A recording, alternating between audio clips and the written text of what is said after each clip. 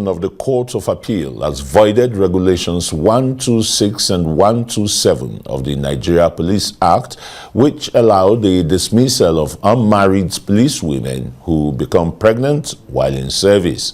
After voiding the regulations, a three-member panel of justices led by Olubunmi Oyewole ordered the Attorney General of the Federation AGF, Police Service Commission, PSC, and the Nigeria Police Force, NPF, to carry out a comprehensive review of the entire police regulations to ensure that they align with the demands of a modern society operating under the rule of law. Justice Oyewole held, and I quote, "It is unthinkable that the Nigeria Police of this day and age operates on the principle that female officers need to be specially moderated and regulated while their male counterparts are free. This," he says, "is unacceptable in a decent and democratic society governed by the rule of law." End of quote. And the courts rejected the argument that the deprivation involved was consented to by prospective female police officers who cannot subsequently complain. Frank Tietie is here to look at this developing story, the decision by the appeal court, and what is likely to be the next step by the police on the matter. Frank Tietie, very warm welcome to Newsnight. Thank you. That's a very strong judicial pronouncement by Justice Oyewole. Situate your laws within today's modern, developments and the rest. That comes with a lot of refreshment, I must say. Further liberation for Nigerian women. Yeah. It calls for a lot of celebration, because when the decision was taken, many Nigerians were actually shocked at that the Nigerian police could operate with such kind of very barbaric, discrimination against Nigerian women. So for getting pregnant, you get sacked from being a policewoman. That's strange. And then many of us were quiet, and we were waiting what could happen. And that thanks a lot to the Nigerian Bar Association, and particularly to Olawale Fakuhunda SAN, the then Attorney General of Ekiti State. The interesting thing is that, you see, for many NGOs don't need to be engaged in public interest litigation if you actually have the NBA alive and well to its responsibility, the way it has done in this matter. It's rising up to the protection of the rights of individual Nigerians. And for Fakuhunda SAN, it shows that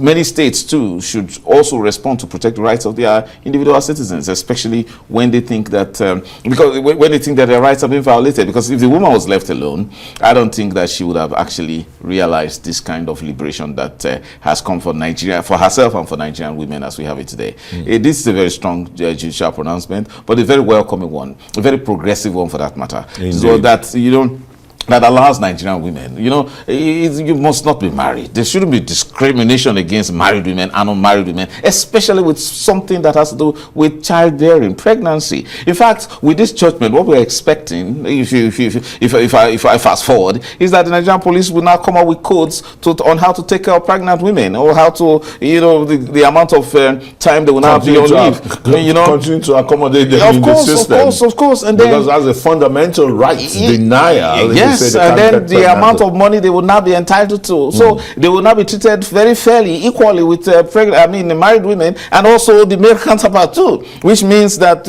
unmarried women, can have boyfriends in the Nigerian police and who don't want to get married and also but want to have children, and they don't still remain in the police force. And then that's for a modern society, that's impressive. It shows that we are approaching serious level of liberty in practice, and that's very wonderful development indeed. And how do you think the police authorities, the Justice Oyewole gave three directives here, the Nigeria Police Force, Attorney General, and the PSC, Police Service Commission, to rejig that law, of course, to synchronize with modern realities. The level of my research into those regulations, they date far back at 1968. Certainly, they are incompatible with modern society. In fact, the idea of discriminating against... It's even incompatible with the Nigerian Constitution. Of so course. How did they allow that to continue? And people's rights would have been trampled upon before the beauty of the judgment, the real beauty of the judgment. I can't thank the learned justices of the Court of Appeal enough. Is that it's not a matter of whether the woman consented, because in Nigeria, any young woman desperate to have a job in the police force would say, you don't get pregnant so long as you're in the police. Oh yes, indeed, just to get a job. You know, the justices have now declared that that cannot be, that an individual cannot wish away for such a public right, that for women, indeed, in whatever profession, whether in the army or in the police or I was just going to ask you that question, that don't you think all these are replicated in the other security services, the military, and the rest? Certainly, but they must now fall in line. They know that that provision, is this judgment is this judgment all encompassing? Of course, yes. It's in fact, I belong to the school that believes that whatever pronouncement the judge makes is law.